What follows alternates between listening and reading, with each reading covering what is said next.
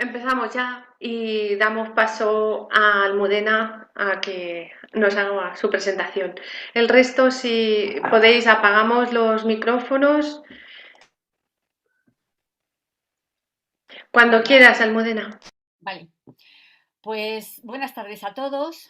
En primer lugar, agradecer a Julio Robles el que me haya permitido estar aquí en este encuentro para autores 2021 y a Loli Castellón por gestionarlo. Mi nombre es Almudena Jiménez y soy administradora de Editorial La Rueca. Editorial La Rueca es una editorial de autoedición. El autor solo tiene que preocuparse de escribir, de los demás nos encargamos nosotros. El modelo de negocio de Editorial La Rueca os permite trabajar en tres diferentes modalidades. Si bien estamos abiertos a personalizar nuestra relación en base a vuestras necesidades. Primero, maquetamos, hacemos la cubierta de tu libro e imprimimos los ejemplares que desees. Las ventas son del 100% para ti. Os ayudamos a comercializar vuestros libros en plataformas digitales de venta, entre ellos Amazon. En este caso se imprimen bajo demanda, pero hay que tener en cuenta que la calidad del libro es inferior. Pero esta posibilidad te permite llegar a un mayor número de clientes y en este caso te llevas el 30% de las ventas.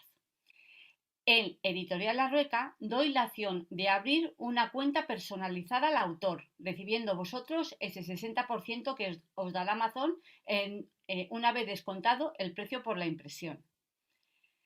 Y luego la empresa que imprime los ejemplares es también distribuidora. Ellos se encargan de incluir tu libro en la base de datos de las principales librerías, Casa del Libro, Andar, Corte Inglés y muchas más.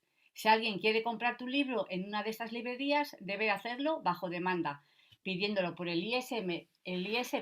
En este caso te llevas el 10% de las ventas. Todo, todo esto está muy resumido y espero que te sirva de ayuda. Y en la editorial La Rueca está abierta a nuevas iniciativas para cualquier autor. Es una propuesta abierta de publicación con la mayor profesionalidad y responsabilidad para cualquier autor, novel o consagrado. Y estaré encantada de poder ayudarte a cumplir tu sueño, publicar tu obra. Así que ya sin más, os dejo con Loli para que haga la presentación de la primera autora o autor. Muchas Muchas gracias. gracias. Gracias, Almudena. Pues ya tenéis a Almudena a disposición vuestra para cualquier duda. Luego haremos un turno de preguntas, así que las dudas las preguntamos después. Ahora damos paso a José Manuel Sánchez, que nos presente su libro. Cuando quiera, José Manuel. Tienes el micrófono apagado, José Manuel. A ver, ahora, ¿me escucháis? Sí. Hola, buenas tardes. ¿Me escucháis bien, verdad? Sí, sí. Bueno, pues es nada, muchísimas gracias por contar conmigo en este encuentro de autores y nada, un gusto y un placer. Y nada, pues simplemente vengo a hablaros de mi última obra titulada El viaje hacia lo prohibido. Aquí os enseño un ejemplar que me lo ha editado Vitruvio. Y bueno, es una obra que contiene dos géneros, que es narrativa y poesía bajo los auspicios de una misma historia. Y bueno, deciros, amigos oyentes y seguidores, que El viaje hacia lo prohibido es una oda hacia la libertad, es una mirada hacia adentro, es un examen o una reflexión donde quizás os permita viajar hacia otras perspectivas de uno mismo a través de aquellas cuestiones que habitan en nuestro psique y que celosamente guardamos en nuestros adentros de una forma eterna. Esta obra que hoy os presento, como comentaba anteriormente, contiene narrativa y poesía, novela y poesía. En cada capítulo hay unos versos o hay una poesía completa, dependiendo.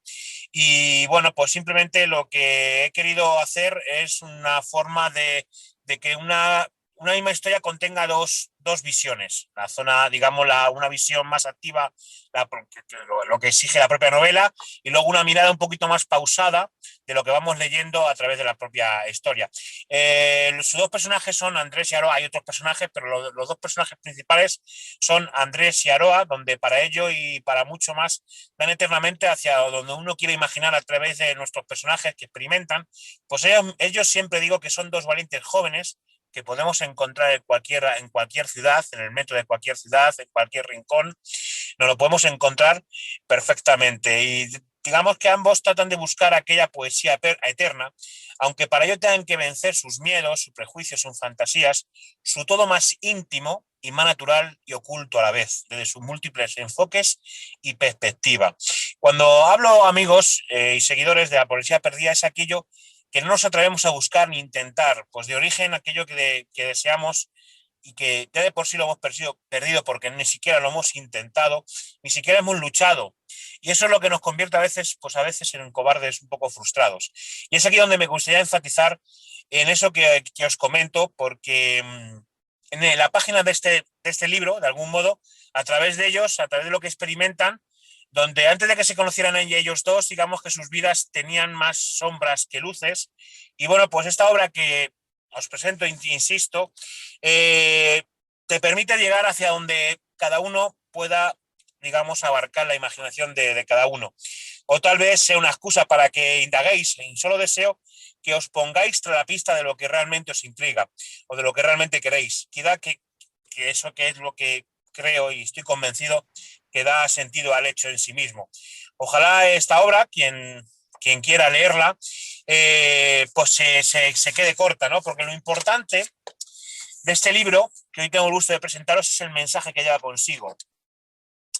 Algo que descubrí hace años es que detrás de la cortina de lo prohibido, desde el sentido más sensato, obviamente, existe un pellizco de nuestra esencia, esa que tenemos secuestrada por aquellas cadenas que nos condenan, por culpa de esas influencias que eternamente nos acompañan.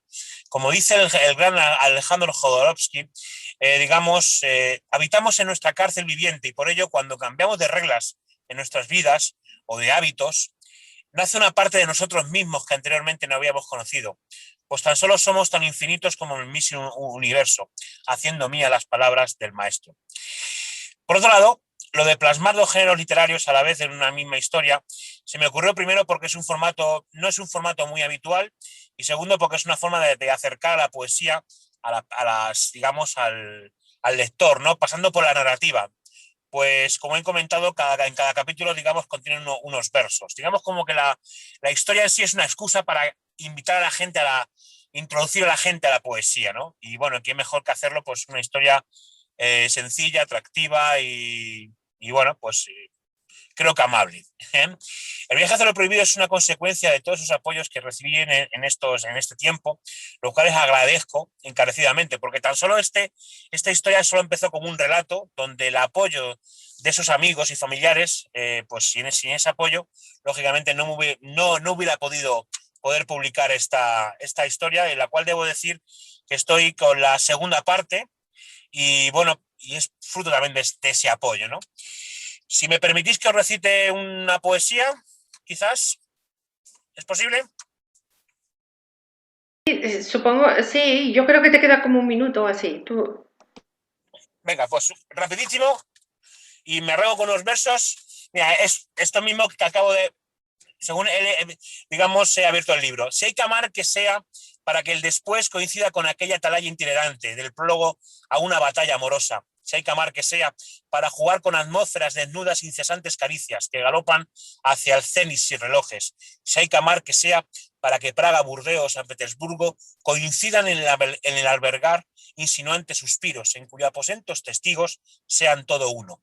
Si hay que amar, que sea para que armemos un hogar íntimo, gozando en la balsa de la inspiración, que nos hagan bailar danzas centroafricanas.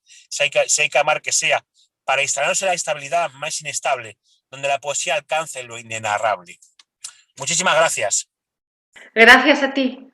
Luego en el turno de preguntas ya te preguntaremos cosas. Muy bien, muy bien, muy Gracias, bien, muy bien. Un placer. gracias. Gracias. Ahora damos paso a José Carlos, cuando quieras. El micrófono lo tienes desactivado, José Carlos. Sí, buenas tardes. Voy a poner primero la pantalla, el PowerPoint, ¿vale? A ver si así lo consigo poner. Ahí está, ¿se ve? ¿Se ve o se ve?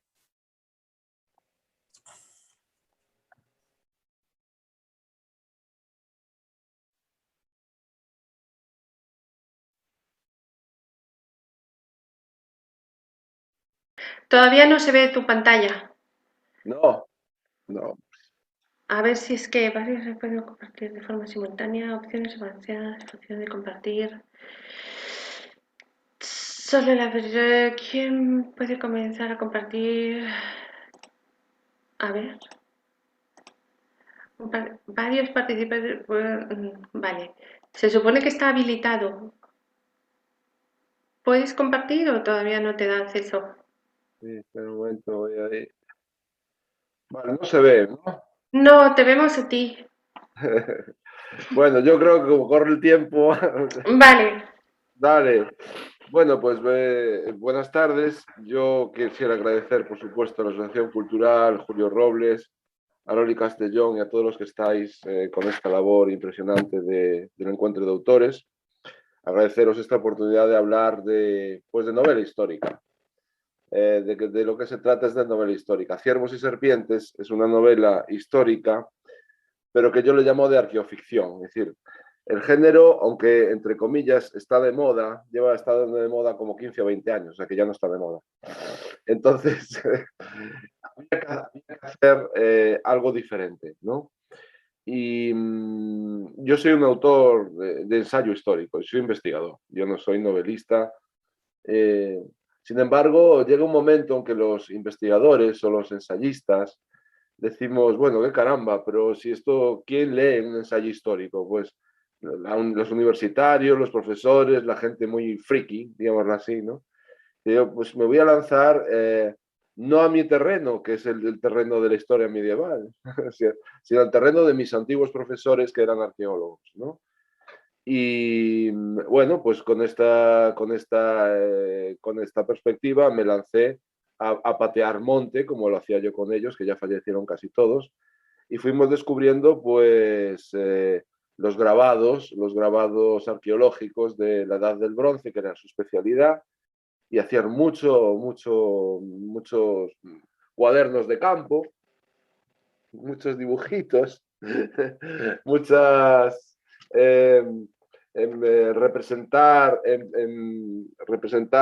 todo anotaciones, y sobre estas anotaciones, digamos, científicas, narrar una historia, crear un relato con este método, un método bueno, muy influenciado por mí. Yo soy un tolkieniano tremendo, pero claro, a mí lo que me da es una mezcla entre Carl Sagan y Tolkien.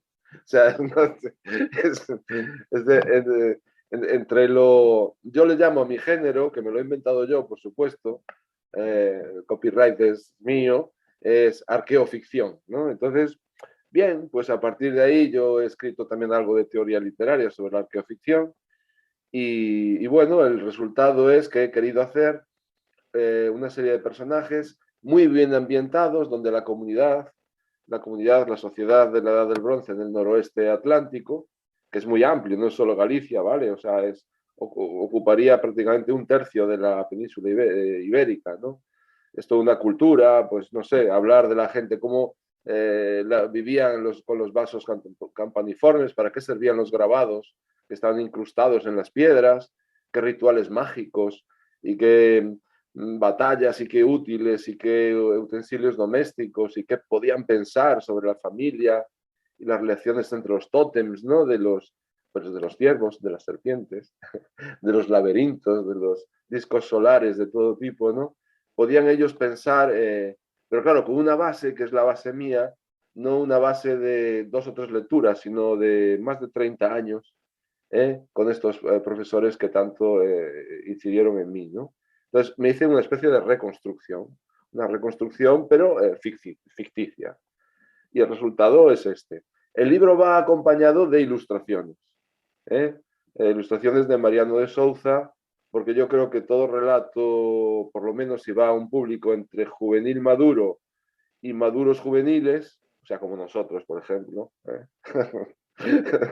vale, pues tiene que tener ilustraciones. Me acuerdo como el Quijote con el Gustavo Doré, ¿no?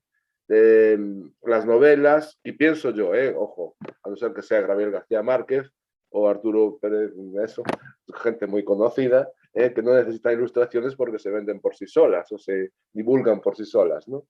Nosotros tenemos un poco que meternos en el mundo de la ilustración o en el mundo del diseño gráfico para hacer atractivo, mínimamente atractivo esos personajes, esas acciones, esas batallitas o esos viajes en la ruta del ámbar. Va desde la Galicia antigua hasta prácticamente la Germania y más al norte de la Germania con las rutas del ámbar, ¿no? Y bueno, pues cómo son los carros, cómo son las razas, me meto mucho en la zoología, ¿vale? Cómo son las razas de los caballos, de los propios ciervos, de, de las aves, del bosque, cómo es el bosque, ahora que está tan de moda el tema ecológico, no sé qué, con las bolsas, pero el bosque, si nos falla el bosque, falla todo. Falla el río, falla el agua, fallan los animales, se rompe el ecosistema si falla el bosque, por mucho que dejemos de tirar bolsas de plástico al océano. Si regeneramos el bosque, seguramente hay un mensaje claro en este sentido, ¿no? Regeneraríamos, por supuesto, las bolsas de plástico del océano, ¿no? Bien, también es una reconstrucción ecológica con las especies de plantas y animales que podían vivir en esa época y hacernos una idea de cómo sería la orogenia y el paisaje y el clima, también el clima, el cielo, cómo sería en esa época, ¿no? La editorial que me lo... ¿Voy bien? Ya terminando casi, ¿no? Bien, no, pues ya acabo yo. La editorial es Ediciones Fides, es una editorial de Tarragona, así muy joven, y bueno, edita muy bien, cose muy bien, pero tiene un problema de distribución. Luego algún día hablaremos, Almudena, sí, cómo no. Vale, pues es eso. Siento que no hayáis podido ver. A lo mejor más adelante, si hay un hueco, lanzo rápidamente el Power, si me dejas, Loli. Y muchísimas Vale. gracias a todos por aguantarme. Que no es poco. Bueno, gracias a ti por participar. Luego vemos cómo vamos de tiempos. Ahora damos paso a Victoria, que voy a ver si está Victoria. No se ha conectado Victoria. Entonces, mientras ella se conecta, damos paso a Monse. Monse Montalbán, ¿está? Sí, Montblanc, perdón. Cuando quieras, Monse. ¿Monse? A ver, he visto una mano por aquí. Monse tiene la mano levantada. Desconecta el teléfono, perdón, el micrófono. Tienes el micrófono apagado. Abajo, en la parte de abajo, se te abre un menú para poder desactivar o activar, mejor dicho, el micrófono. No te oímos ni te vemos, Monse. En la parte de abajo tienes para poder activar el micrófono y la imagen. Vale, pues mientras Monse consigue desbloquear esto, damos paso a Isabel para no perder tiempo. Isabel, ¿estás por aquí? Sí. Vale, pues todo tuyo. Vale, pues buenas tardes. Gracias por la oportunidad de difundir aquí la obra y gracias también a Loli, a Dani que está por ahí, que ha sido realmente mi enlace. Y bueno, quería hablar, le estaba diciendo antes a Almudena y a Loli que estaban conectadas, que soy un poco intrusa en esta mesa porque la mesa es sobre novela y yo no escribo novela, sino sobre novela. Mi obra es, en este caso, la novelística de Alejo Carpentier y sus claves musicales, que está publicada en Editorial Academia del Hispanismo, pues ganó un premio de crítica literaria ahí. Y bueno, está dividida en 3 partes, aparte de la introducción, las conclusiones y la bibliografía. Esas 3 partes pues tienen que ver con las obras relevantes que Alejo Carpentier usa como excusa para argumentar sus novelas, ya que Alejo Carpentier era un escritor cubano que también era musicólogo y eso se nota en su literatura. Esa sería la primera parte, donde, por ejemplo, en La consagración de la primavera, pues usa la homónima de Stravinsky, o usa también la obertura 1812 de Tchaikovsky, o la Internacional, la novela Sinfonía de Beethoven en Los pasos perdidos, la tercera también de Beethoven en El acoso, Montezuma de Vivaldi en Concierto barroco, la ópera a lo largo de todas sus novelas, y bueno, un largo etcétera, ¿no? Esa sería la primera parte en la que me centré. Posteriormente, tiene una segunda parte, este libro, que trata la música culta a lo largo de toda la historia, a través de las novelas de Carpentier, pues desde Palestrina, desde la música de las esferas de Pitágoras, haciendo un largo recorrido, ¿no? Que no significa el eje de la novela, como en la primera parte, sino toda la reconstrucción que va haciendo Carpentier a lo largo de la historia de la música, teniendo como excusa, ¿no? Esa vía para argumentar parte de sus novelas. Y por otra parte la música popular, que es tan importante para Carpentier como la música culta, que siempre se nos queda, siempre parece que la música culta es la más importante, y también uso culta en lugar de clásica por una cuestión de terminológica. También yo tengo formación musical, ¿no? Y clásica me remite al clasicismo, aunque usemos clásica generalmente para referirnos a toda la música clásica. Y bueno, entonces Carpentier decía que la música popular era igual de importante que la culta, y en esa parte trato pues tanto los rituales de santería, rituales yoruba, abacuá, que también se tratan en las novelas de Carpentier con gran acierto, desde Cuellan-Bao, de la que él luego renegó, pero también en la consagración de la primavera, por ejemplo, donde Vera va a querer aunar esa consagración de la primavera del ballet ruso de Stravinsky con los rituales Sarará y Abacuá de los danzantes afroamericanos, que me parece bastante interesante. Y en la tercera parte me voy ya a términos propiamente musicales, que son el ritmo y el tempo, en donde podemos ver pues, cómo ven las diferencias entre el ritmo natural y artificial, el ritmo atávico, que se ha dicho siempre que tiene el negro, que viene también de esa cuestión que tiene que ver con la santería, el ritmo medido de la música, de lo musical, el ritmo que cada sociedad tiene, que también Octavio Paz hablará de esa cuestión, la pulsión sexual que se ve en muchas novelas de Carpentier aunadas a la música. Cada pareja va a tener una música diferente cuando interactúan y es bastante interesante. El agua, que va a marcar también diferentes ritmos.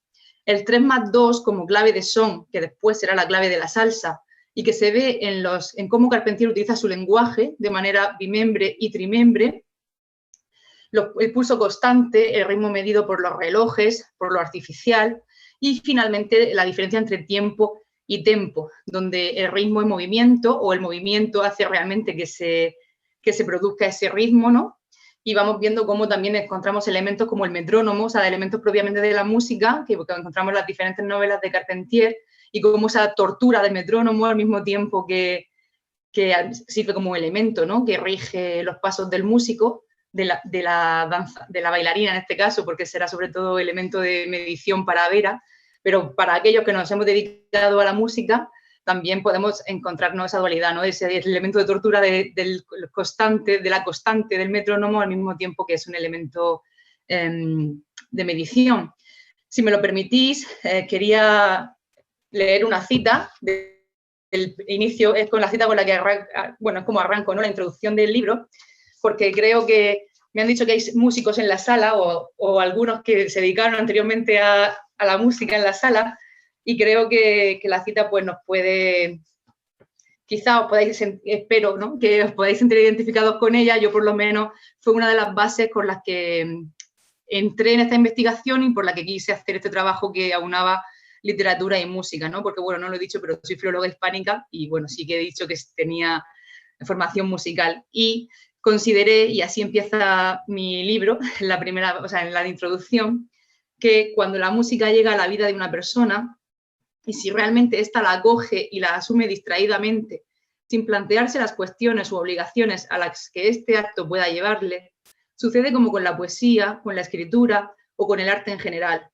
Formando la acogida parte de quien la acoge, irá allanando el terreno o enroscándose y ascendiendo cual enredadera, alcanzando todos los resquicios del alma.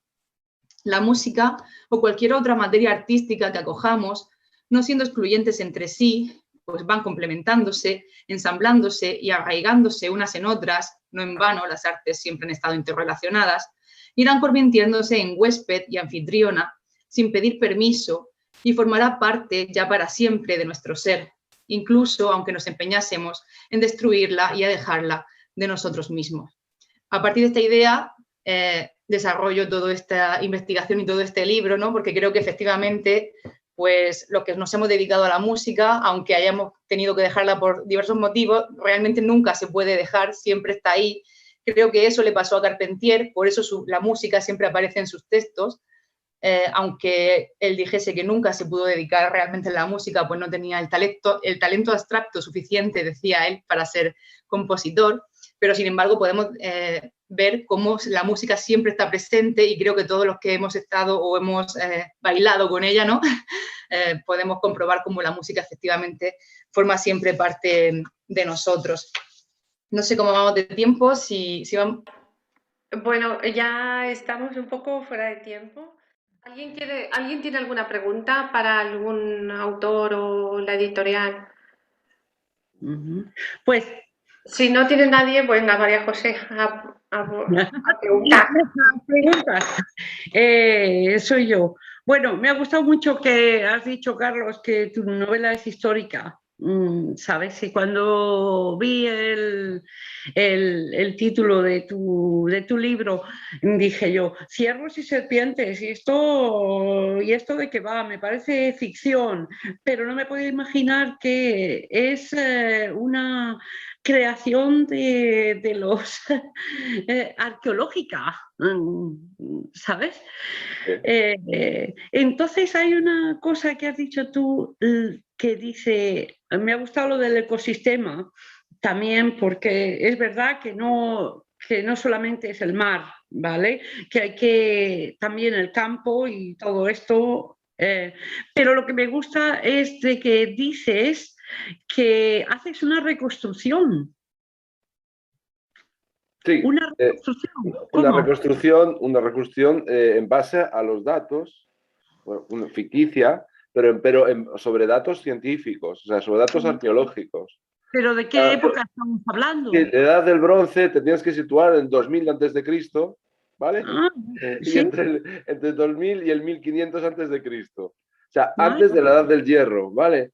La edad del bronce, cuando el metal se descubre como aleación del estaño y el cobre, ¿vale? Entonces, ahí la moneda es el ámbar, por ejemplo. Hay barcos. Todavía no es, la vela no se ha extendido mucho, pero hay barcos, hay rutas marítimas, rutas terrestres, hay carros por todos los sitios. Hay una vida muy, muy, muy fluida, ¿no? Entonces, y Europa Europa nace en el bronce. Los conceptos culturales nuestros de, no sé, de la Germania o de la Eslavia o de la Rusia germano-eslava o la península ibérica, en tanto que íbera, se forma con gentes del Neolítico que venían, según las teorías de mis profesores, que venían del Kurgasán, de Ucrania. Luego vienen las oleadas célticas, que se mezclan con los elementos íberos, y eso da lugar a España, a la España antigua. Wow. Entonces, resumidísimo, ¿eh? Resumidísimo. Ya, pero entonces, ¿cómo empiezas el relato? Porque una narración ficticia, ¿no? Es como una historia, ¿no es eso? Es una historia, sí, sí. Entonces, la historia parte primero del ambiente, del ambiente natural, de los elementos y de las necesidades de subsistir. Hay personajes, hay príncipes, hay reyes, hay guerreros, hay magos y magas. Hay magia que roza lo negro y magia iniciática, hay la religión que podían practicar esta gente, bueno, pero todo siempre viendo desde la perspectiva y la inspiración que me dan los datos de cultura material, o sea, la arqueología.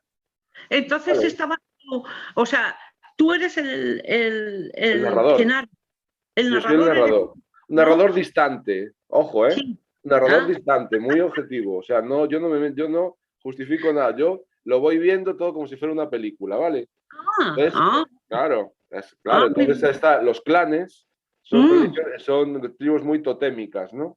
Entonces los grabados que yo he visto, por ejemplo, de discos solares, de puñales, de serpientes, de todo tipo de ciervos, de cabras, de bisontes, de caballos, de todo eso, me han dado lugar a llegar a una consideración que muchos científicos no lo consideran, que eran clanes totémicos, muy totémicos. Bueno, a partir de ahí, pues yo me monto una película en base a los intereses de un clan sobre otro y las fricciones que eso lleva. Hay una princesa chulísima que es Sati, ya la verás, ya te la conoceré, ya la conocerás y te la presento, que se rompe un poco las reglas, tenía que ser una mujer, claro, rompe un poco las reglas y a partir de ahí pues se crea todo una ola de sucesos que va a acabar en unas bodas dobles y paralelas con clanes que inicialmente eran enemigos, las serpientes, claro.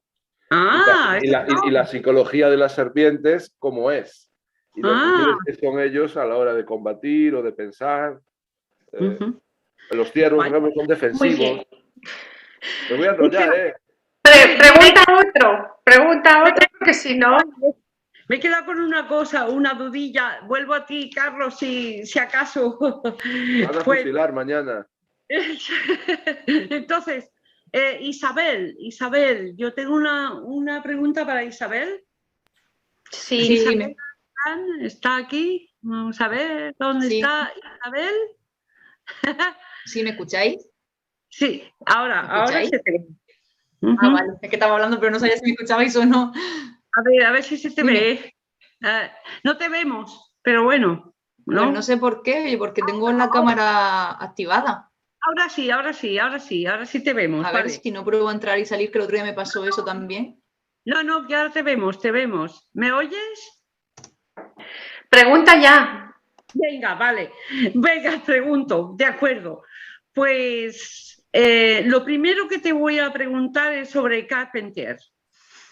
¿Sabes? Porque yo no sé si todo el mundo conoce Carpentier, pero yo no lo conozco. Entonces, ¿me puedes decir en unas palabritas qué es lo que hace Carpentier?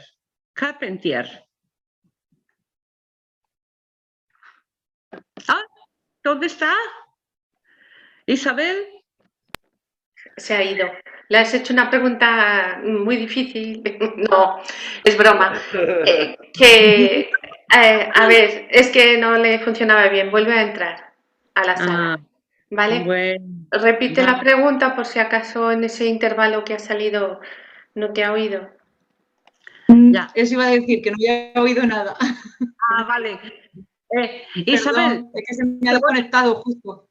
Ya, bueno, Isabel, era sobre, me ha encantado lo que has dicho que era una crítica literaria, ¿no? Sí. Y que tiene 3 partes, ¿no? Y hablas de la música culta a través de Carpentier.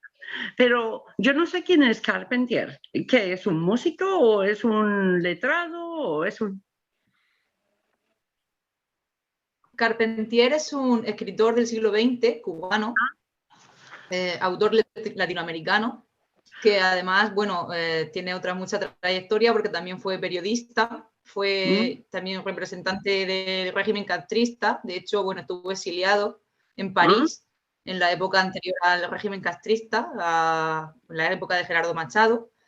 Se tuvo que exiliar, de hecho salió a escondidas en un barco porque bueno, lo habían encarcelado y de hecho ahí surge la primera novela de Guayambao en la cárcel, esta novela sobre el tema negro, sobre el tema de santería, pero él realmente se considera un escritor cubano, solo que también tenía formación arquitectónica, o sea, formación como arquitecto, que nunca terminó, empezó los estudios de arquitectura, pero nunca los terminó, y formación como músico. Lo que pasa es que él dice en varias ocasiones, en muchas entrevistas, que no tenía el talento suficiente abstracto para ser compositor. A mí siempre me gusta decir que tenía el talento suficiente para ser compositor de palabras, ¿no? Compositor de estos textos que nos da Carpentier, que además tiene un estilo muy característico. Se le habla del lenguaje barroco en su literatura. Y bueno, tiene un estilo muy particular. Cuando uno lee un texto de Carpentier, aunque no ponga de quién es, se sabe de quién es. Es un estilo lleno de, o sea, el horror vacui del barroco, ¿no? Ese miedo al vacío que se ve también en la escultura, en la arquitectura, ¿no? Se ve en su propio texto, casi no tiene puntos y aparte, los párrafos son larguísimos. Y bueno, ya digo, ¿no? O sea, realmente es un escritor cubano, solo que también tenía formación musical y entonces, aunque dejase sus estudios como músico, hizo la primera, el primer texto crítico sobre la primera historia de la música cubana, la primera historia de la música que habla de la música cubana, que se llama así, La música en Cuba, que se la encargaron desde México. y tiene muchos textos no solamente literarios, o sea, no solamente de ficción, sino también críticos. Aparte también estuvo en tertulias radiofónicas, promocionó la cultura en Cuba, promocionó que se llevasen conciertos que nunca se habían escuchado en Cuba, o sea, estuvo siempre como muy arraigado y muy ensamblado en las dos artes, tanto en la música como en la literatura, pero como quién es, que es lo que me has preguntado realmente, aunque me he extendido quizá demasiado en la respuesta, era un gran escritor latinoamericano del siglo XX. Una cosa que me ha llamado la atención de lo que has dicho es el ritmo de cada sociedad. ¿Eso es algo tuyo? ¿Eso es algo que tú...? No, eso lo dice, bueno, podemos conseguir con ello, pero la idea inicial es de Octavio Paz, es de un escritor mexicano, también del siglo XX. Vale. La idea surge de él. Ya. Y también, analizando las novelas de Carpentier, él va a decir que las personas se mueven según los semáforos que encuentran en la vía, ¿no? Según el metro que tienen que tomar. Entonces, claro, ahí donde yo meto lo del ritmo de la sociedad a través de la idea de Octavio Paz. Esa idea sí que sería mía, ¿no? La de aunarlo a las novelas de Carpentier.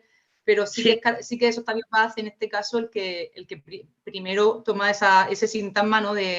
del ritmo de cada sociedad, particular de cada sociedad, que por ejemplo, y esa sí sería mi parte, ¿no? Encontramos en las novelas de Carpentier cuando habla, nos movíamos según los semáforos, nos movíamos según el metro, en contraposición a la sociedad en la selva, que se va a ver muy fácilmente en Los Pasos Perdidos, esa contraposición entre la ciudad y la selva, donde las personas se mueven con un ritmo más intrínseco, con un ritmo que viene de dentro, con un biorritmo natural. Va a ser ese ritmo de la sociedad de la selva frente a la sociedad capitalista, frente a la sociedad de la ciudad, por ejemplo. ¡Wow! Es absolutamente fantástico. Muy bien. ¿Otra pregunta para otro autor? ¿Alguien quiere preguntar algo? Tenía aquí un... ¿Carlos quería preguntar algo? ¿O? Sí, voy por partes, rapidísimo. Isabel Avellán, hoy me ha encantado. ¿Cómo no? Igualmente. Sí, me ha encantado. Mira, el tema de los que estamos metidos en música o aficionados a música, no músicos, pero sí muy aficionados a música, es que cuando hablamos de literatura y música, siempre hay serios problemas con los músicos, no con los literarios, con los músicos, porque los músicos no lo pillan. O sea, yo hablo con los músicos, intérpretes de violonchelo o sopranos o tenores, y dice, ¿de qué me estás hablando? O sea, que habla una persona de mí o de Beethoven, y eso es una novela, eso no es una sinfonía, ni un concierto para violín, ¿no?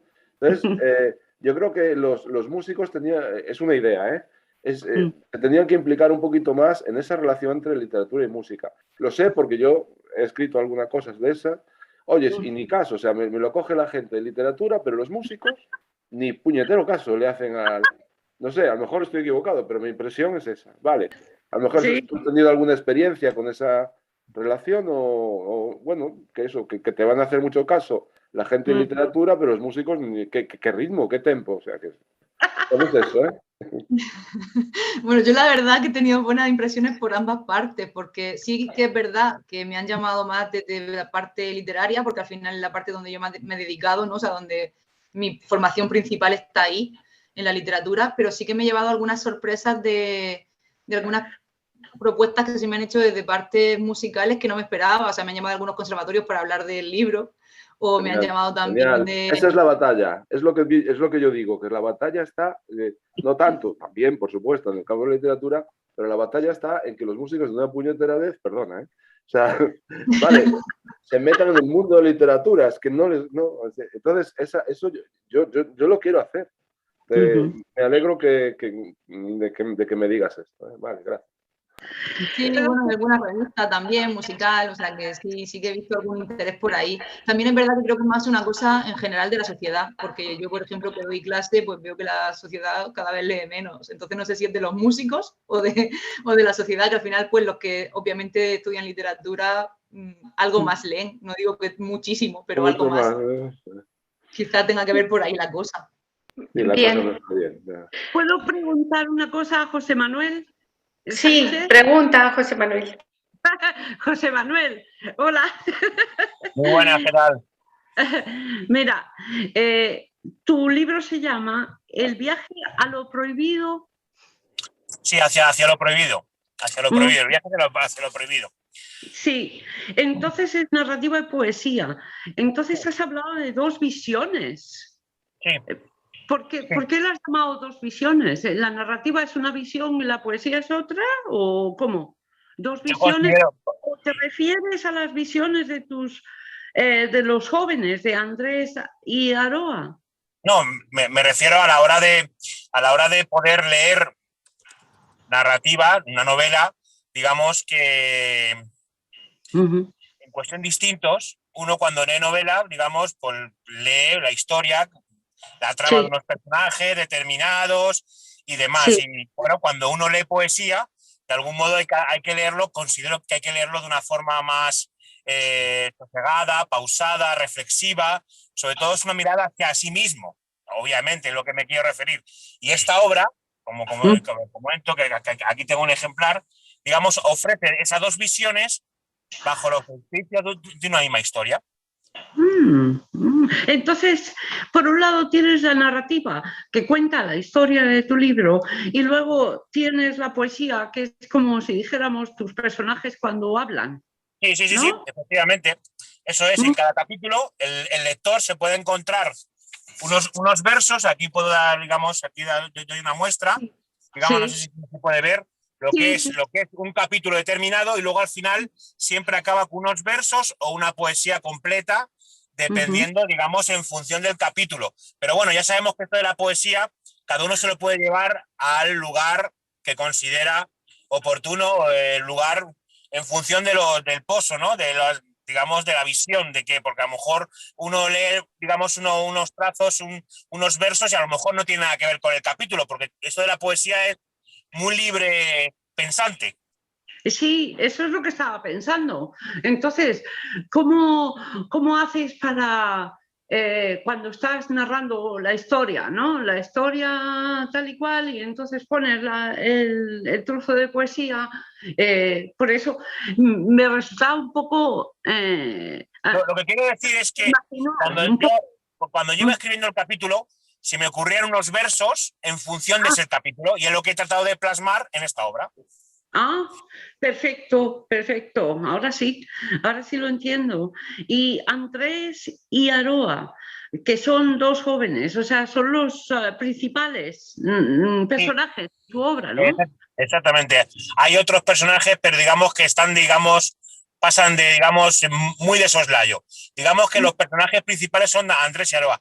Para esta segunda parte, que no sé cómo la titularé, quizás el peaje que cobra lo prohibido, no sé. Tengo ahí algunos capítulos, digamos, pretendo que haya más personajes dentro de, bueno, y que el espíritu de la obra, de la novela, sea similar al de esa primera parte, ¿no? Y bueno, pues lógicamente siempre con el compromiso y con el vértigo a la vez de poder satisfacer al lector, que lógicamente mejore esa segunda, esta primera parte, la propia, digamos, Ujú, esta pequeña saga que la verdad que empezó de una forma inesperada porque todo empezó como pequeños relatos donde la gente pues iba leyéndome y demás y bueno, pero me pareció interesante y bueno, fue lo que me fue animando para ensamblar una historia. ujú. Pues perfecto. Me ha encantado también tu exposición, José Muchas Manuel. gracias. Muchas gracias. Gracias. Y quiero decir también a los demás autores que me parece interesante, estoy aprendiendo muchísimo sobre la visión histórica en nuestros ancestros por parte de Carlos, y luego la parte musical también dirigida a los, digamos, esa música, digamos, ancestra, ¿no? Por parte de Isabel, y la verdad es que estoy aprendiendo muchísimo. Es un gusto. Ujú. A mí me gustaría decir que José Manuel tiene un programa de radio, ¿no? Sí. Eh, Al que nos gustaría ir todos a hablar de nuestros libros. Pues Aprovecho bueno, la mira, ocasión. el programa se llama Anverso y Reverso y además hace unas semanas estuvo la invitada Monse Montblanc, que qué pena que ahí manda un WhatsApp en el chat, que qué pena porque también me hubiera gustado también escucharla y ahí la tuvimos en nuestro programa. Ya son 9 temporadas que llevamos con este programa en distintas emisoras Y bueno, pues ahí llevamos autores que, bueno, que no somos muy conocidos como es mi caso, y bueno, pues de algún modo todos y cada uno aportan una visión distinta en cuanto a la literatura y bueno, pues la verdad es que aprendemos muchísimo de ellos y también y por supuesto que estáis todos invitados a que vengáis a este programa de Anverso y Reverso que humildemente hacemos cada mes. Pues nada, pon un link en el encuentro de autores y nos apuntamos todos y escuchamos la próxima. Vale, quería decir que he generado un enlace que he puesto en el chat de aquí y también en el WhatsApp para dar un poco más de margen, que parece que hay autores que quieren seguir preguntando a otros. Entonces, el que quiera seguir, pues se enlaza al siguiente enlace y ya sería el último enlace que generamos por hoy, ¿vale? Para no agotarnos. Entonces... Me vais a perdonar, Sí. Loli. Estoy trabajando con el taxi, como podéis ver, estoy aquí en el taxi. Vaya. Aquí, Sí. entonces estoy un poco aparcado y bueno, pues voy a tener que seguir trabajando y agradecido siempre por haber contado conmigo y haber escuchado a estos autores que tienen la oportunidad de escuchar. Gracias a ti por participar. Gracias. Estamos en contacto contigo también. Gracias. Un abrazo. Hasta luego. Almudena dice que también se retira ahora, ¿no? Pues un placer, Almudena. Igualmente, que mucha suerte para todos y bueno, que cuando queréis algo de mí, pues ya sabéis dónde encontrarme. Vale, gracias. Chao. Gracias. Hasta luego. ¿Podemos intentar hacerlo de la pantalla o no? ¿O te parece Sí. bien? Sí, o voy. lo dejamos al final? La Vale. presentación. Esto que veis aquí, voy a intentar ser rápido, ¿vale? Sí. Esto que veis aquí son los grabados rupestres, aquí los llamamos, solo hay 3 grandes estaciones de grabado rupestre en Europa, que son el norte de Italia, Noruega, y Galicia y por supuesto Portugal, ¿no? Y son así, son muy simples, esquemáticas y bueno, pues muy enigmáticas, la verdad. Aquí digo quiénes éramos los europeos, que somos los nativos nuestros, que ya no sabemos si somos nativos o somos clientes de Burger King o algo así, o no se sabe muy bien. No, pero tenemos nuestro pasado tan nativo como la cultura... ¿Cómo era? Bueno, Isabel, perdona. La cultura... Bien, vale. Vale. Yoruba, ¿no? No, me encanta la antropología, o sea, está muy vinculado a todo esto, ¿no? Cómo era nuestro entorno, bosques, animales, plantas, cómo nos organizábamos socialmente, cuál era nuestra religión, qué son los megalitos, los dólmenes, los cromles, toda esa cuestión que tenemos que descifrar, que animarnos a descifrar, ¿no? Aquí estoy en plena campaña, planes de cazadores, productores, guerreros. Esto es en la campaña que me inspiró a mí, que es el parque arqueológico, el tercero del mundo, he dicho norte de Portugal, Noruega y nosotros, ¿no? Y está en Campo Lameiro, es la tercera, el parque arqueológico más grande de Europa, ¿eh? Y en la provincia de Pontevedra, ¿no? Bueno, más rápido, podríamos introducirnos en este universo de la Edad del Bronce, haciéndonos eco de las voces de nuestros antepasados, ¿no? Bueno, los nativos europeos que todavía estamos, sobrevivimos aquí. Ciervos y serpientes no puede ser una epopeya, desconocemos sus héroes, sus hazañas, pero se acercaría a una épica de las sociedades gentilicias naturales que hicieron de su hábitat natural una saga de acontecimientos, ¿no? Y esto es una imagen de algunos actos y festividades que todavía quedan muy antiguos. Este es del sur de Inglaterra, en Aylesbury. Bueno, pues claro, hay que meterse en el terreno de la arqueología, ¿no? La antropología, los restos de tal. ¿Dónde reside en nuestro ADN? Nos atrevemos a descifrar a través de estos grabados enigmáticos que no son el barroco, ni el románico, ni los grandes pintores del siglo XIX o del XVII, ¿no? Es más enigmático, es más atávico. Queda muy bien decirlo, ¿no? Atávico, bien. Pues, y luego tengo aquí un mapa para que no nos perdamos del noroeste, donde yo centro el río Ler, que es el río Ler de Pontevedra, el río Uma, que es el río claro, el tema de la filología es importante. Isabel era filóloga, yo también lo soy. Soy historiador y filólogo. Bien, entonces, bueno, pues los nombres intento hacerlos lo más antiguo que tengo de referencias, indoeuropeas, evidentemente, pero también con influencias íberas, célticas, bueno, de todo, ¿no? Y está aquí para que la gente no se pierda con las tribus y todo, pues pongo un mapa para que no, como Tolkien, ¿no? El mapa de la Tierra Media y todo el zorro. Bueno, y luego hay ilustraciones, esa es una ilustración de lo que es el poblado de los ciervos rojos, que es uno de Artas. Este es uno de los personajes, Volopar. ¿eh? Los dibujos a mí me encantan, son de Mariano de Souza y merece la pena comprar el libro para no leerla, sino ver las ilustraciones. Vale, este es un griego que yo introduzco, que es un cretense más que un griego, y bueno, con el vaso de Gundestrup que mezcla un poco el tema de los ciervos y las serpientes, ¿no? Entonces, Grilos, que es así el personaje, que es un cretense un poco que hace de cadena conductora de los personajes de los indígenas del bronce, le da un poco el tema universal del Mediterráneo, que también influye en la cultura atlántica, ¿no? Esta es Ati, nuestra princesa revolucionaria, ¿no? Que bueno, pues intenta hacer un poco a su bola las cosas y luego, bueno, pues tiene que negociar como el resultado de sus atrevimientos, ¿no? El caballo son los caballos garranos, los caballos salvajes, galaico-portugueses, ¿no? Bueno, pues creo que los describo muy bien porque me gusta mucho la zoología. Es un personaje, el caballo garrano, son las arrápadas bestas, ¿oíste hablar de, ¿no? Bien, aquí es impresionante este dibujo de Souza, ¿vale? Está hecho en base a datos.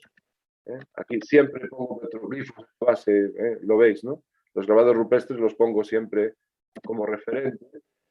Una herrería de la edad del bronce en la Germania, en la Pomerania. Y bueno, nada más.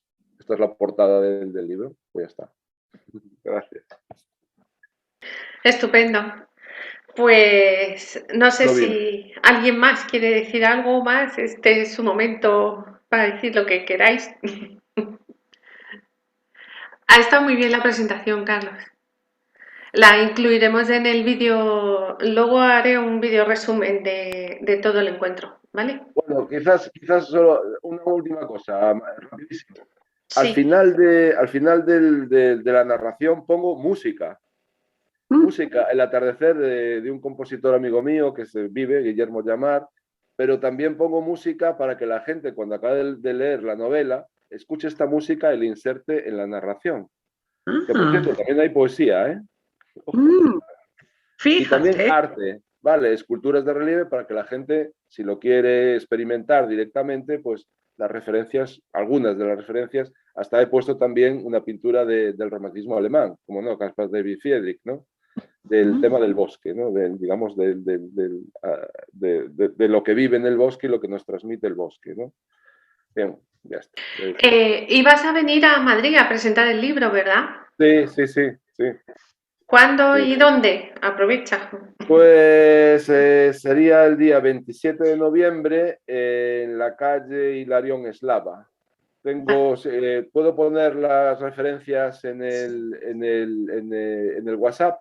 Sí, claro. Que Sí, quiera venir a ver. porque hay bastante gente en Madrid y a lo mejor pues quieren ir a ver la presentación en directo. Sí, ¿vale? Sería interesante. Me Y llevo cosas como esta. claro, siempre es interesante. No sé si Dani de Benito, que está de invitado, no sé si quiere contarnos algo o preguntar. Invitamos a Dani a que participe, ahora que estamos en Petit Comité. Y hola, buenas tardes, ¿se me escucha? Sí, Sí. Bueno, No se te muchísimas ve. gracias a todos los autores y autoras. Muy interesante vuestras exposiciones, la verdad. A ver, la verdad es que yo de antropología y estos temas no tengo mucha idea. Soy filólogo como muchos de aquí, musicólogo también. Y bueno, quería preguntar a Isabel, porque antes... Ah, pero no está. ¿No? Ah, Sí, pero sí, sí, parece, Sí estás, parece pero eh, parece que está escuchando por ahí detrás. Nada, pues quería preguntar... Ah, mi cámara. Ahora Carlos, ¿puedes dejar de compartir la presentación para que veamos la cara de Dani en grande? bueno, o puede dejar la presentación, tampoco pasa nada. O cambio yo la No, configuración. no, la presentación... No sé, por mí no la quites. La verdad es que yo no sé si son dibujos a lápiz, pero está bastante lograda. Está muy bien. A ver, no sé. Pues sí, simplemente, sí, en relación con todos estos temas también de antropología eh, e historia antigua, antropología social y cultural, quería preguntar si, pues, a tenor de lo que has comentado, Isabel, sobre estos rituales yoruba y de santería, que me imagino que la obra de Alejo Carpentier en que aparece, quizá puede ser Los Pasos Perdidos o pueden ser más. Yo de las que he leído se me ocurre que podría ser Los Pasos Perdidos, porque claro, ahí perdido en medio de la selva se tendría que encontrar, se encontró todo tipo de instrumentos arcaicos y de rituales. Pues te quería preguntar si habías visto algún elemento común, en especial en relación con la música, en estos rituales de santería y yoruba. ¿Algún elemento común que tú veas que vertebra estos rituales o alguna Pues creencia es común? interesante porque precisamente me llama la atención que mencionen los pasos perdidos, porque en los pasos perdidos sí que se encuentran instrumentos antropológicos, pero no de los rituales yoruba. Son instrumentos antropológicos como por ejemplo los que podemos ver en los museos de México o Perú, es decir, son de otras culturas, son más de cultura tipo maya, celta, son sobre todo, además los describe Carpentier, porque no lo he dicho antes, pero Carpentier hace siempre una labor de documentación y de investigación muy exhaustiva. Y entonces los describe y de hecho, bueno, a colación de eso, que curiosa la pregunta, porque a colación de eso, si queréis os cuento una anécdota personal que me surgió con justamente el libro que mencionabas, que no tiene que ver con la santería y con lo yoruba. Ahora voy allí, a donde iba tu pregunta sobre la santería y lo yoruba, pero Carpentier describe las jarras fonadoras y las jarras silbadoras, que son, bueno, no tengo ahora mismo las imágenes, pero podríamos buscarlas después si queréis, una especie de jarras antropomórficas o zoomórficas. Y digo que tuve una experiencia curiosa porque sí que estuve, pues hace ya, cuando uno lo piensa, casi 10 años en Argentina en un congreso. Y yo iba a hablar precisamente de los pasos perdidos y de estas cuestiones de los instrumentos ancestrales de los que se hablan en la obra, ¿no? Y de cómo el musicólogo, que no tiene nombre en toda la obra, va a la selva y descubre estos instrumentos. Y había otro ponente que lo que hacía era reconstruir esos instrumentos. Entonces nos encontramos allí, o sea, yo fui a hablar sobre las jarras fonadoras y silbadoras y me encontré con una mesa donde se desplegaron todas esas jarras. Fue muy curioso. Pero esas son más de otro tipo de cultura, pues eso, como maya, celta, culturas no de lo yoruba. Lo yoruba realmente se ve, lo yoruba, lo abacuá, lo arará, que son diferentes tipos, bueno, lo explico en el libro, pero tampoco quiero hacer aquí un monólogo, ¿no? Lo yoruba y lo abacuá, por ejemplo, para centrarme solamente en dos, se diferencian en que lo yoruba es más latinoamericano, o sea, no solamente está en Cuba, aunque es uno de los principales núcleos, pero lo abacuá es como una especie de sectas, lo dicen incluso ellos así a veces, ¿no? O de asociación, si no queremos llamarlo secta por las connotaciones negativas que tiene esta palabra, ¿no? En algunas ocasiones, que solamente se da en La Habana y en Matanzas, o sea, como en dos zonas muy concretas de Cuba. Entonces, estos tipos de rituales, los rituales yoruba o abacuá, ambos, porque ambos aparecen, Se ven sobre todo en Ecuellambao, que es su primera novela, y de hecho los capítulos se van nombrando en muchas ocasiones con diferentes rituales o con diferentes figuras de los rituales, como el Irime, que es una especie de diablito abacuá, también se va a llamar diablito abacuá a lo largo de la novela. Aparece ahí sí, en los pasos perdidos que lo has nombrado tú, aparecerá en una procesión, porque recordemos el sincretismo que también se da en Alejo Carpentier, y es como las culturas, ¿no? Bueno, de ahí también tenemos a Carlos, que es antropólogo, ¿no?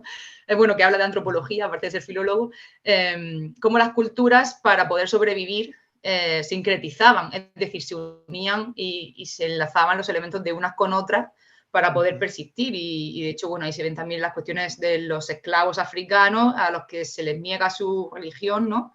Y para que poder subsistir, pues se asemejan por motivos pues de semejanza en principio de imagen en muchas ocasiones, ¿no? O de, por ejemplo, sí, Shango pues tiene color rojo y blanco como tiene la imagen de Santa Bárbara, que es uno de los sincretismos de los más llamativos, porque Shango es masculino mientras que Santa Bárbara es femenina. Normalmente un santo masculino se va con un orisha masculino y una santa femenina se va con un santo femenino, o sea, un orisha femenino. Pero en este caso es uno de los más llamativos porque Santa Bárbara es la divinidad, ¿no? O la santa, ¿no? En este caso, que sincretiza con Shango, que sería por el rojo y el blanco de los colores del manto. O Yemayá por el color azul con la Virgen de Regla, que va a estar al otro lado de La Habana, o sea, cruzando a la otra parte de las aguas. Y bueno, todas estas cosas que cuento como algo cultural, que quien vaya a Cuba lo puede observar en el día a día, aparecen en los textos carpenterianos, aparece, como decía, en Ecuellambao, y aparece sobre todo también en la consagración de la primavera. En uno de los que más aparece es en la consagración de la primavera. Si dejamos a un lado, para seguir con tu respuesta, que es muy larga porque es muy densa, de hecho es todo un capítulo de los que yo escribí, ¿no? En este libro, y más se podría haber escrito, la verdad. Pero si nos vamos directamente a lo musical, también se puede ver ese recorrido, porque nos encontramos, bueno, desde Fernando Ortiz, gran antropólogo, ¿no? Que también sirvió mucho para esta investigación. De hecho, bueno, lo llamaban allí en Cuba ese blanquito que consiguió meterse en las cuestiones de negros, a Fernando Ortiz, porque lo abacuá va a estar muy cerrado a solamente hombres, que eso también era complicado siendo yo allí una mujer y preguntando, y solamente negros. Ahora ya está un poquito más abierto, no solamente al negro, también al mestizo, incluso al mulato y ahora ya está un poco más abierto, no importa que sea más blanco de piel, pero en un inicio solamente era para el negro. Y entonces, bueno, Fernando Ortiz en la época sí que consiguió entrar en esa asociación. Era una de las pocas personas blancas que pudo entrar en la asociación abacuá. Y ahí sí que podemos ver las diferencias de nuevo entre lo yoruba y lo abacuá, que a lo mejor, pues desde el desconocimiento, ¿no? Desde que todavía no sabemos tanto sobre ello, nos puede sonar a lo mismo, pero realmente cada uno tiene su instrumentación propia. Y se va a ver a lo largo de estas novelas, se va a ver en Ecuellambao, se va a ver en las procesiones que se ven en los pasos perdidos, se va a ver en los rituales que se ven en la consagración de la primavera, sobre todo, porque la consagración de la primavera fue el que a mí me disparó el tema de ir a Cuba para ver qué estaba diciendo realmente Carpentier, porque Vera, la protagonista femenina de la novela, asiste a dos rituales diferentes, a un ritual abacuá, la presentación de un iyabó, que es el que fui a ver yo también, intenté indagar por allí y conseguí que me dejaran entrar a un ritual de presentación del iyabó, que es la presentación al santo de un nuevo integrante en la religión, donde el santo decide si es digno de entrar ahí o no. Entonces se ve, pues, desde la instrumentación, como decía, con los tambores batá, que son los tambores que se tocan en horizontal. Hay 3 tambores diferentes, cada tambor tiene su propio nombre y cada tambor tiene su función. De hecho, tienen su nombre, como digo, el más conocido es el iyá, que es el tambor madre y es el que inicia la conversación, iba a decir, porque es que realmente hay toda una... hay todo un ritual y un significado detrás. Hay un significado detrás porque realmente, iba a decir la conversación, porque realmente es la conversación del tambor, o sea, que va más allá, porque es la conversación de la música con los orishas. Es decir, el orisha baja, esto es toda una historia, porque el orisha baja y todo esto lo cuenta Carpentier en su ficción, pero realmente está dentro de la cultura cubana. El orisha baja y monta al caballo, y el caballo es la persona, es decir, se llama montar, o sea, el orisha monta a la persona o el orisha baja a la persona y la persona, bueno, empieza a bailar de una forma más... Entra en trance, quizá. Es un En trance. trance, sí, como una especie de trance, si no me salía ahora mismo la palabra, gracias Loli. Y entonces todo eso es lo que hace que realmente los demás piensen si ha llegado el santo o no. Y todo esto se ve, es significativo porque, claro, o sea, cuando estamos leyendo Carpentier, todo esto al principio nos puede pasar desapercibido, o sea, así estamos leyendo y no sabemos exactamente a qué se está refiriendo, pero si vamos allí y nos metemos en toda esa cuestión cultural, sí que sabemos a qué se está refiriendo y sí que se entiende mucho mejor. Hay muchísimos estudios sobre eso, no solamente la literatura de Carpentier, que lo hace desde la ficción, ¿no? Que también es un logro porque no está siendo un estudio crítico, sino que está siendo ficcionalizado. Pero tenemos a Lidia Cabrera con El Monte, tenemos a Fernando Ortiz, que lo he mencionado antes, con La africanía de la música negra, y otros muchos autores que van a tratar estas cuestiones, y sí que se ve ese seguimiento, ¿no? Por parte de Alejo Carpentier, quien nunca fue a Bagua, que o sea, sí que indagó en esa cultura, en esa asociación, pero no llegó a ser nunca Bagua. Pero sí que se ve el conocimiento, ¿no? Que es algo que Carpentier siempre tiene, ¿no? Ese conocimiento. Y sí que se ve, pues eso, el cuidado, ¿no? El hablar del tambor batá o hablar del ñáñigo si se está hablando de la bagua. El bagua es el ñáñigo, mientras que el batá es el yoruba. Y entonces se va a ver cómo esa instrumentalización o esa instrumentación se ve a lo largo de todas las novelas y que obviamente va a estar documentada y va a estar siempre en relación. Y si encontramos en Ecuellambao el irime es Abaguá, y por supuesto ese irime va a estar en Ecuellambao, aparecerá luego sincretizado y ya traspasado a la cultura cristiana, porque aparece en una procesión de Corpus Christi, que se hace también culturalmente, o sea, ya pasa a la cultura popular ese irime, pero sí que en Ecuellambao aparece con su función de diablito abacuá de la cultura abacuá.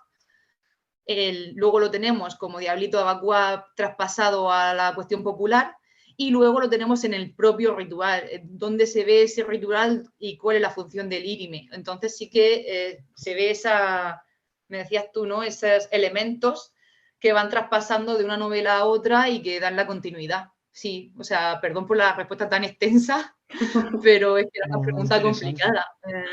Bueno, sí.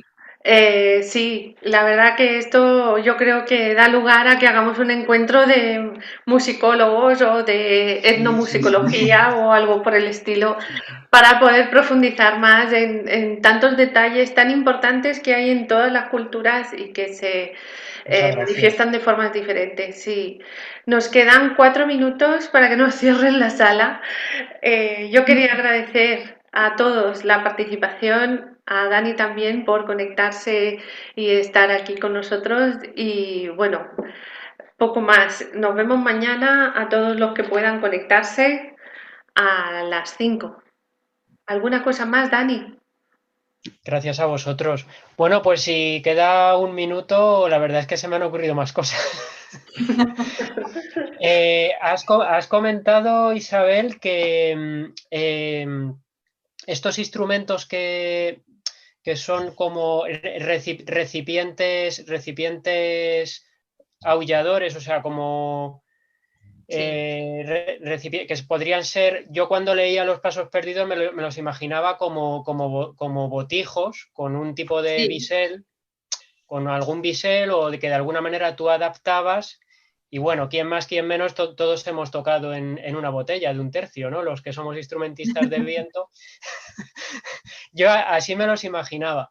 Y es curioso que hayas dicho el tema del origen, el posible origen céltico, porque hace poco otro investigador que también es instrumentista de viento como nosotros, Faustino Porras Robles, ha sacado un artículo, bueno, ha sacado varios artículos, de hecho, sobre el románico en el Camino de Santiago y cómo en las portadas románicas aparecía un personaje que fue una investigación curiosísima porque al principio no sabían ni qué era. Es un personaje con un barril delante de los labios que no sabían si simbolizaba la gula o si al estar rodeado de otros instrumentistas era un instrumento desconocido. Y al final Faustino Porras llegó a la conclusión de que era un instrumento estilo barril que soplando de alguna manera sacaba un sonido grave, y él lo bautizó como el dolio. Y precisamente está en portadas románicas del Camino de Santiago.